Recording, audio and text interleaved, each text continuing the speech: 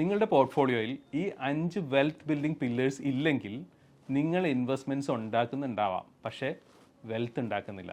കാരണം ഒരു പോർട്ട്ഫോളിയോ എന്നത് ഫൈനാൻഷ്യൽ സൊല്യൂഷൻസിൻ്റെ കളക്ഷൻസ് അല്ല, ഒരു സമ്പൂർണ്ണ വെൽത്ത് സിസ്റ്റമാണ്.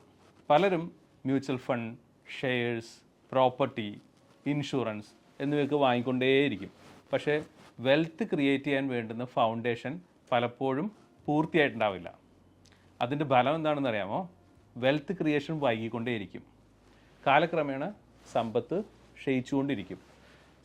അടുത്ത തലമുറയ്ക്ക് യഥാർത്ഥ മൂല്യം, അതായത് യഥാർത്ഥ വാല്യൂ കൈമാറാനും നമുക്ക് കഴിയില്ല. അപ്പോൾ ഒരു സർട്ടിഫൈഡ് ഫൈനാൻഷ്യൽ പ്ലാനർ എന്നുള്ള നിലയിൽ ഞാൻ ആദ്യം നോക്കുന്നത് എന്താണെന്ന് അറിയാമോ? റിട്ടേൺസ് തീർച്ചയായിട്ടും അല്ല. നിങ്ങളുടെ ഓരോ ഇൻവെസ്റ്റ്മെൻറ്റ്സിനും വ്യക്തമായിട്ടുള്ളൊരു ഫൈനാൻഷ്യൽ ഗോൾ ഉണ്ടോ എന്നുള്ളതാണ്. അതിനുശേഷം insurance, emergency fund, growth investments, estate planning, tax planning എന്നീ 5 വെൽത്ത് ബിൽഡിംഗ് പില്ലേഴ്സ് മുഴുവനായിട്ടും ഉണ്ടോ എന്ന് പരിശോധിക്കും. കാരണം പ്രൊഡക്ട്സ് വാങ്ങുന്നതും വെൽത്ത് നിർമ്മിക്കുന്നതും രണ്ടും വ്യത്യസ്ത കാര്യങ്ങളാണ്. നിങ്ങളുടെ പോർട്ട്ഫോളിയോ ഇന്ന് തന്നെ ഈ 3 രീതിയിൽ പരിശോധിക്കണം. ഒന്നാമത്തത്, നിങ്ങളുടെ എല്ലാ ഫൈനാൻഷ്യൽ ഗോൾസും കണ്ടെത്തി ഓരോ ഗോളിനും എത്ര ഗ്യാപ്പ് ഉണ്ടെന്ന് മനസ്സിലാക്കണം.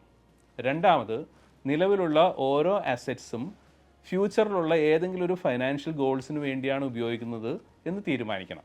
മൂന്നാമത്തത്, നിങ്ങളുടെ വെൽത്ത് നിങ്ങളോടൊപ്പം അവസാനിക്കാതെ അടുത്ത തലമുറയിലേക്ക് സുരക്ഷിതമായിട്ട് എത്തുന്ന രീതിയിൽ ഫൈനാൻഷ്യൽ പ്ലാനിങ് തീർച്ചയായിട്ടും നിങ്ങൾ തുടങ്ങിയിരിക്കണം. അപ്പോൾ ഓർക്കേണ്ടത് ഇതാണ്: വെൽത്തി ഫാമിലീസ് പ്രൊഡക്ട്സ് വാങ്ങിക്കൂട്ടുന്നില്ല, അവർ ഒരു വെൽത്ത് സിസ്റ്റം നിർമ്മിക്കുകയാണ് ചെയ്യുന്നത്.